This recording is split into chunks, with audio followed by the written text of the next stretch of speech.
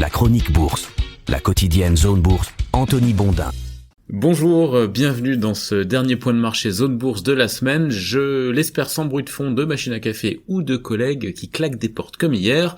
Nous sommes le vendredi 12 septembre 2025 et le titre du jour c'est « La bourse retrouve sa cape d'invincibilité ». On a l'impression que la dernière digue du doute sur la baisse des taux américains à partir de la semaine prochaine a cédé hier. L'inflation aux États-Unis reste forte mais elle est compatible avec un assouplissement monétaire selon les investisseurs. Les indices sont au zénith outre-Atlantique avant la dernière séance de la semaine. Ces marchés actions-là ont vraiment l'air invincibles. La bourse américaine a donc enfilé de nouveau les records comme des perles et les marchés européens suivent le mouvement. 12% de hausse en 2025 désormais pour le S&P 500, 9,4% de gain pour son homologue transatlantique, le Stoxx Europe 600. La progression des actions américaines est presque suffisante pour ramener à zéro les populaires ETF sur le S&P 500 qui ont été achetés par les épargnants européens en masse ces derniers mois et même ces derniers trimestres. En effet, je le rappelle d'ailleurs assez régulièrement dans ces colonnes, la chute de 13% du dollar face à l'euro cette année a sabré la performance des ETF qui suivent les actions américaines. Donc si vous êtes exposé par exemple à un gros ETF S&P 500, mettons l'iShares Core S&P 500 ETF, eh bien vous êtes à moins 0,8% cette année contre 12% de gain pour l'indice. C'est à cause de l'effet de change, mais c'est en train d'arriver ou de se rapprocher en tout cas de zéro. Alors cette situation s'applique sauf bien sûr aux ETF couverts contre le risque de change, mais il faut quand même dire qu'il n'était pas très populaire avant 2025 puisque le dollar était relativement stable depuis des années. Parenthèse refermée sur cette question des ETF et de l'effet de change qu'ils subissent. Donc après avoir un petit peu stagné ces dernières semaines, ou plutôt latéralisé comme on dit dans le jargon boursier, les indices américains ont l'air de repartir, on en est quand même à 6 hausses en 7 séances. Le vénérable Dow Jones s'est même fendu du passage d'un cap symbolique, celui des 46 000 points hier soir en clôture. Le Nasdaq 100, lui, il a touché 24 000 points en séance, c'est une nouvelle intrusion là aussi en terra incognita. Pour rester dans le latin, hic sunt dracones, ici il y a les dragons, écrivaient les anciens cartographes pour figurer les zones inexplorées du monde, eh bien on pourrait substituer à cette expression hinc sunt tauri, ici sont les taureaux haussiers de Wall Street, tant les records tombent cette année. L'optimisme des financiers qui s'est propagé à tous les secteurs et à toutes les tailles d'entreprise s'appuie sur la reprise quasi certaine la semaine prochaine du cycle de baisse de taux de la Réserve fédérale américaine. Des taux plus faibles, je vous le rappelle, sont synonymes d'argent meilleur marché, donc plus abondant, synonyme aussi d'inflation d'ailleurs, mais la Fed a pivoté. La dégradation du marché de l'emploi rend la défense du marché du travail plus importante que la lutte contre la hausse des prix. Hier, l'Institut statistique américain a annoncé que l'inflation d'août aux États-Unis s'est renforcée, mais le chiffre était en ligne avec les attentes et était sans excès. C'est quasiment un blanc-seing donc pour une baisse de taux d'1/4 de point la semaine prochaine. En revanche, la statistique était quand même un petit peu trop robuste pour remettre en selle l'hypothèse d'une baisse de taux plus importante, mais le marché s'en contente largement, qu'importe le flacon pourvu qu'on ait l'ivresse. La finance mondiale, elle s'accroche toujours à son scénario préféré. La locomotive américaine va continuer à tracter l'économie planétaire malgré les aléas liés aux politiques de la Maison-Blanche en surmontant tous les écueils. Et finalement,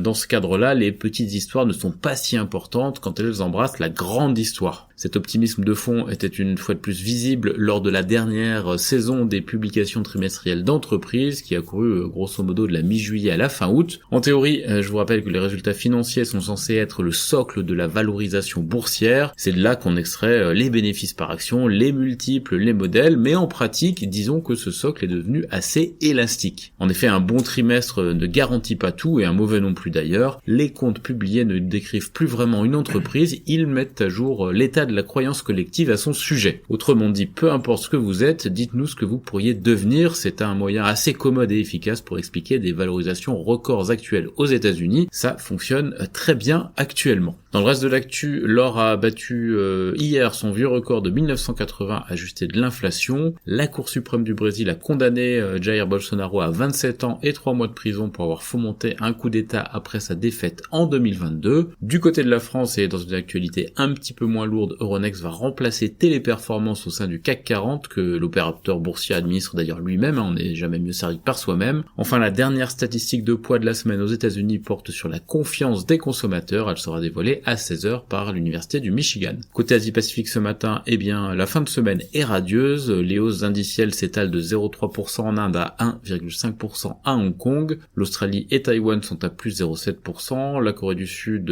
gagne plus de 1%, au Japon, le Nikkei 225 clôture sur une progression voisine de 1,1%, l'Europe, elle est attendue en légère hausse à l'ouverture. Si on se tourne maintenant vers les entreprises, Euronext va donc remplacer Téléperformance dans le CAC 40, ça c'est pour les actus françaises. Abivax et Exail remplacent Esso et OVH dans l'indice SBF 120. Le nouveau CEO de Stellantis mise sur 3 priorités pour redresser le constructeur: croissance de l'activité, bonne exécution industrielle et augmentation des profits. Rien de bien neuf à l'horizon. Thales a remporté un contrat avec un partenaire et annonce une collaboration avec BAE Systems. Carrefour a signé un accord de réduction des déchets avec les embouteilleurs de The Coca-Cola Company. Capgemini a lancé son 12e plan d'actionnariat salarié. Airbus a livré un premier A320 à Air Niugini. Forvia améliore le profil de sa dette en rachetant des obligations 2031. Pluxee se renforce dans les avantages aux salariés en Inde avec l'acquisition d'une société qui s'appelle ProEves. Vallourec a remporté un contrat allant jusqu'à 1 milliard de dollars auprès de Petrobras. Robertet a confirmé ses objectifs après un bon premier semestre, mais alerte sur l'impact plus élevé des droits de douane à l'avenir. EPC Group remporte un contrat de 5 ans avec le groupe Montage Gold pour le projet de minorifère à Koné en Côte d'Ivoire. Vente Unique a annoncé le retour de la marque Habitat en Belgique et en Suisse. On a aussi des actus du côté Dose Immuno, d'Europlasma, d'Adomos ou encore de Toner Drone, ainsi que des résultats chez Roche-Beaubois, Vetoquinol, Vranken, Milibou, Forcy Power ou encore Fermentalg. Ailleurs en Europe, la fusion bâloise Helvetia sera finalisée début décembre. Rheinmetall va produire des obus dans une nouvelle usine en Ukraine et par ailleurs le CEO du groupe a appelé l'Europe à produire davantage de systèmes anti-drones bon marché. Enfin, Salvatore Ferragamo change de directeur financier. Côté Amérique du Nord, Adobe gagnait 2,6% hier soir hors séance après ses trimestriels. Microsoft et OpenAI ont signé un protocole d'accord non contraignant prévoyant de nouvelles conditions qui permettraient à OpenAI d'aller de l'avant avec son projet de restructuration d'une société à but lucratif.